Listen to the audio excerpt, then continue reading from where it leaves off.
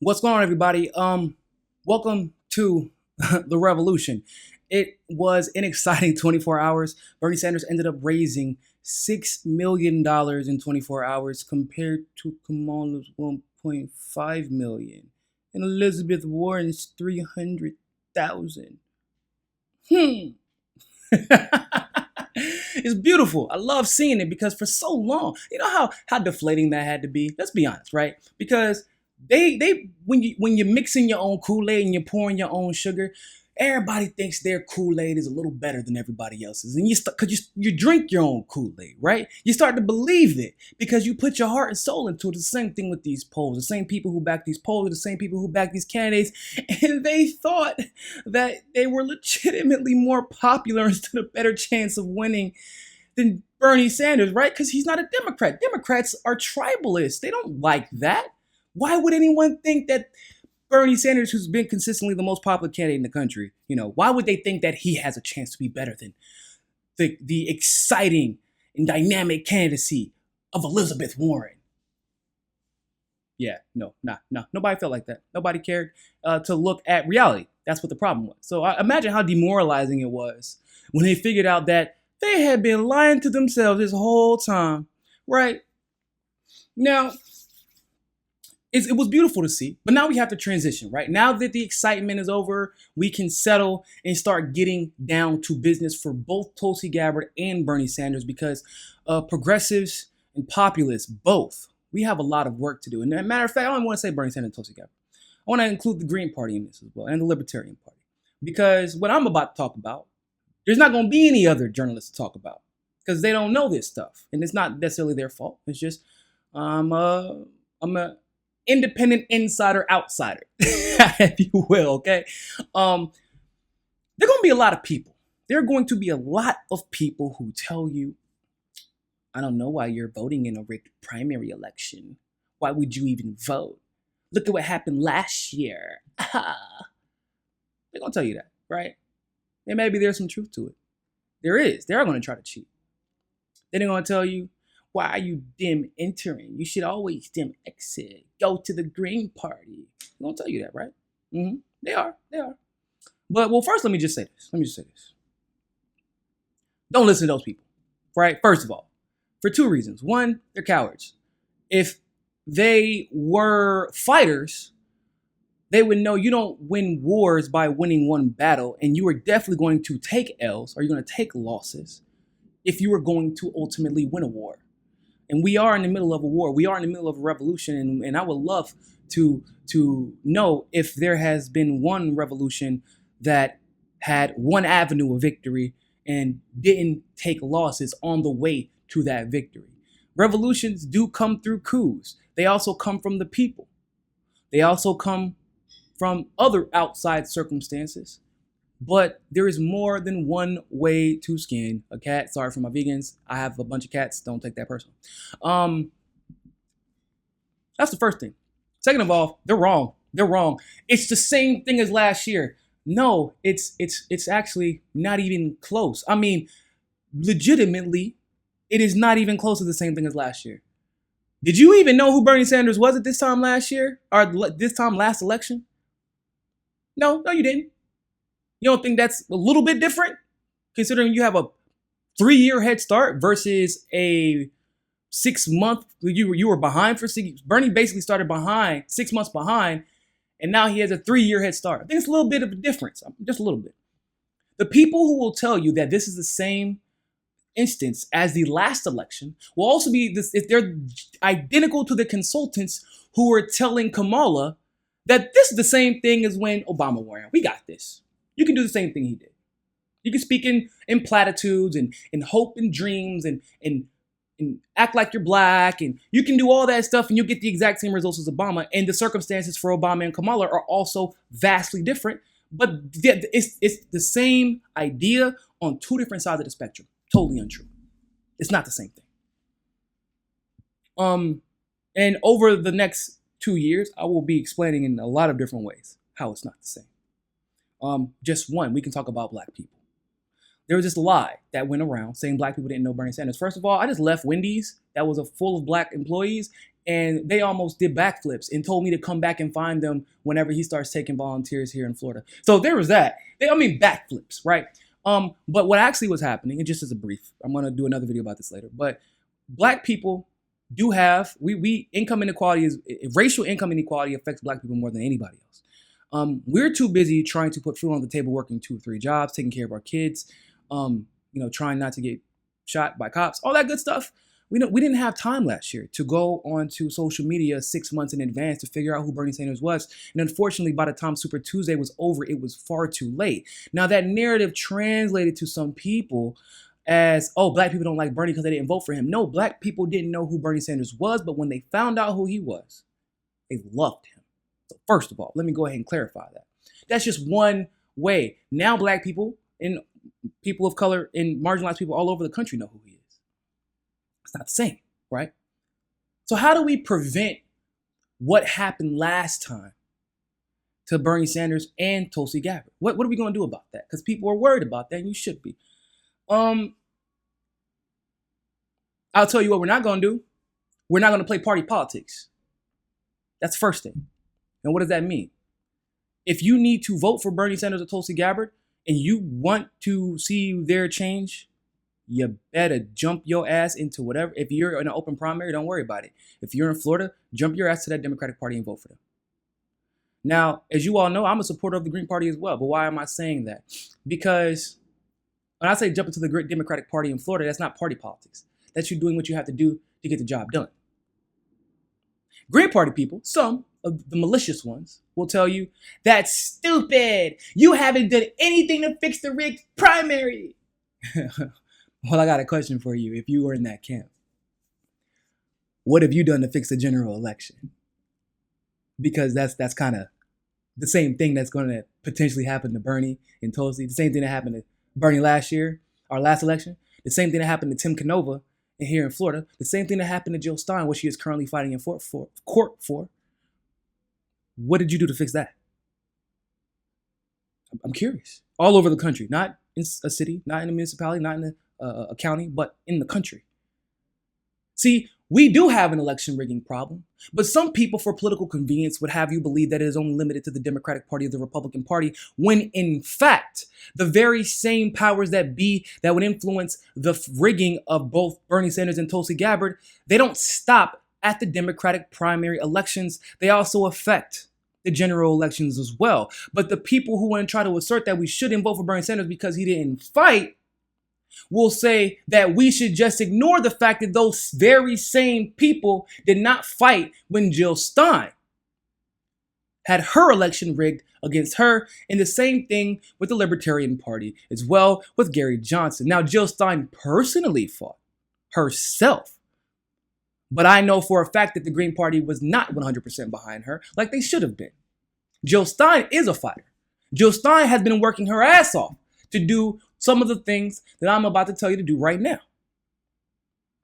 So let's just go ahead and dispel all that bullshit right off the bat, okay? It's the fact of the matter is, you saying don't fight is a guaranteed loss. If you want to be a coward, be my guest. Perfectly fine with me. Do your thing. You probably didn't do anything before, which is why you're so quick to give up now. Your life is probably okay. You're fine. You're living a little middle, because the people tweeting, watching their big flat screens TV with health insurance that takes care of them, they're already fine. They're taken care of. They're not getting shot in the street. They're not losing their health care. They got their jobs. They got their security. They got their retirement. Guess what? This conversation isn't for you, so go somewhere else. But I will tell you who it's for. For those of you who want to see change from the bottom up, from the top down. That's who this conversation is for. So here's what we're going to do. We learned a few things along the way. Over the last 3 to 4 years. One thing we learned was that there are people who can be held accountable for their actions. One example of this is Brenda Snipes in the Tim Canova election, who is no longer the supervisor of Broward County Board of Elections. There was another situation in New York where they had an overhaul of the New York Board of Elections. So what did we learn from this? We learn that there are names and faces that we can put to the lack of accountability in rigging elections, in the lack of accountability for disallowing paper ballots to be the main way that people vote, and there is lack of accountability, or put a name to the lack of accountability that comes with these absentee ballots that seemingly only go to the establishment candidate 100% of the time, coincidentally enough. So what we must do now is find out in every single state, every single county, every single voting precinct, and every single municipality, who is your face? Who is that name? Who wants to keep their job? Who doesn't want to be on CNN the next day like Brenda Snipes was? Because you saw what happened. But she was able to hide behind Debbie Wasserman Schultz's name, and Debbie Wasserman Schultz was a wall, right? When the New York Board of Elections was able to hide behind Hillary Clinton's name, Hillary Clinton was a wall. But when you call them out by name, when you let them know we know who you are, and we've seen it work in Florida, we fired 3 supervisors of elections right here in Florida. So imagine what you can do in New York. Imagine what you can do in California, what you can do in Michigan, what you can do in Colorado, what you can do in Texas, what you can do in South Carolina, North Carolina, et cetera, et cetera, et cetera. When people want to keep their jobs, you'd be surprised what they'll do.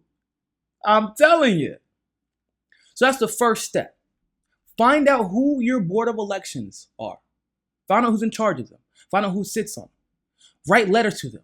You call them. You share this video wherever you can. You let everybody know. Because this is information you're not going to get from everybody. I'm telling you. It's not going to happen. They don't be knowing. It's not their fault. They just don't be knowing. We're going to tell you the truth around here. You know that. Share this and let people know. You're going to get their names. I'm not going to, don't dox their lives. Don't do that. Unless they're a public figure, that's different. Because they're public, then it's fine. But you get their names, you get the address of their office, you get their email address, and you call, you email, you start petitions. You say, we will not allow rigged elections. We will have exit polling. We will have audits. We will have a free and fair election in this county, in this state. Or best believe, you will be gone. You will have your face on that news, just like Brenda Snipes and the other election supervisors in various counties here in Florida. Because Tim Canova taught us the formula. So shout out to him. That's what I learned. That's one thing I learned from working with Tim Canova's campaign. Now, here's one thing I learned from working in California. And Florida, actually. Propositions, ballot measures. There are still several states left where ballot measures can be introduced, where we can, even if you can't get it on the ballot for lack of funding or for lack of support, what you can do is begin the conversation to let them know that you are paying attention. So if you enter a ballot measure to say that we must use paper ballots, right? And they must be hand counted, and there must be 2 or 3 people counting them, and you have to have the same number of ballots and the same exact number of votes and the same exact number for this person counts, this person counts, this person counts. Even if you have to have multiple people count different sets of ballots. It's not hard to do. Guess what happens next? It's really hard to cheat when everybody's counting ballots. And to be honest, me personally, you can make it like jury duty, right? And you could get paid for it. It's not like, if you get the jury duty of counting ballots, you could get paid for it. And what happens is you don't get called in until it's your turn to count the ballots, so that other people don't get to tell you what their number was. You get what I'm saying? So that's just one type of proposition that could be introduced. Another one could be for ranked choice voting. And that's a whole video, but ranked choice voting allows you to put 1, 2, 3, and 4, 5, and I think it's the top 6 or top 5 or something like that, or at least you can do top 4, and then you do a elimination round, and then you do top 2. that easy. So now you introduce propositions, and they work. Right now, we passed a proposition in Florida that's going to allow felons to vote. The former felons, because most of them are non-violent. Is it just because you were pushing some damn weed doesn't mean you don't have the qualifications to vote? Honestly, you're probably more qualified to vote than most of America. So that's another proposition. Another proposition: open primary elections. You should be able to vote in every primary, because the Republican primary actually affects us just as much as the Democratic and just as much as the Green Party. You don't think so? Trump, need I say more? Because I would have voted for what's his name? He's like he was like the most sensible one. I would have voted for Rand Paul. I probably would have voted for Rand in the Republican primary. I would have voted for, obviously, Bernie in the Democratic primary and Jill in the Green Party primary. And there's nothing wrong. That race will affect you. And then you can compare all three, because you're going to now do research on all three if you're going to be deciding which one you want to give a chance to run the country. That's another way. And of course, the last way we're going to do this is by staying in touch with your independent media and updating them with alerts. We pay attention. The more diligent you are, the more accurate and the more persuasive we can be in our reporting, and we can send out marching orders. And the media people that I work with, the Lee Camps of the world, the Jimmy Dores of the world, the Convo Couch, Taildor, Elizabeth Lee Voss, Caitlin Johnstone, all of them. You know who you are.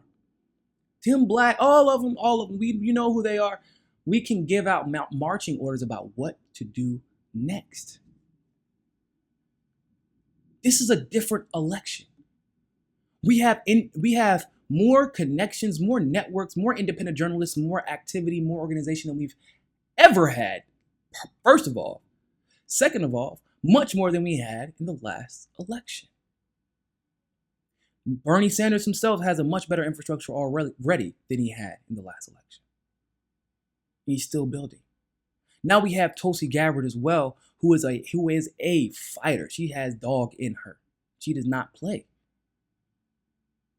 There is a connection. I am talking to both campaigns and keeping them informed, making sure they don't pick the wrong picks. And if they do accidentally pick the wrong one, we can get them out or at least mitigate their influence on these elections. It's not the same. But I will tell you this.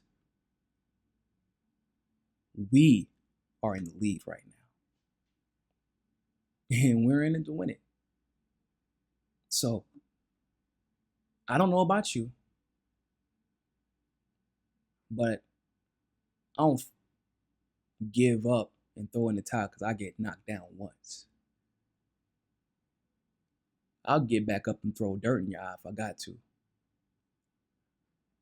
I'll do whatever it takes to win this fight. And I hope that you all do the same. Share this video, pass it around, and let's get ready to go to war. Peace. Thanks for watching that segment of Mi Casa es Su Casa. You can donate to our Patreon and keep helping the network grow by clicking on the link in the description below. And also, make sure you join us at JustNForm.com. And finally, make sure you subscribe to us on Roku and be part of the very first independent news network on Roku TV. But more than anything else, always remember, find your balance. Peace.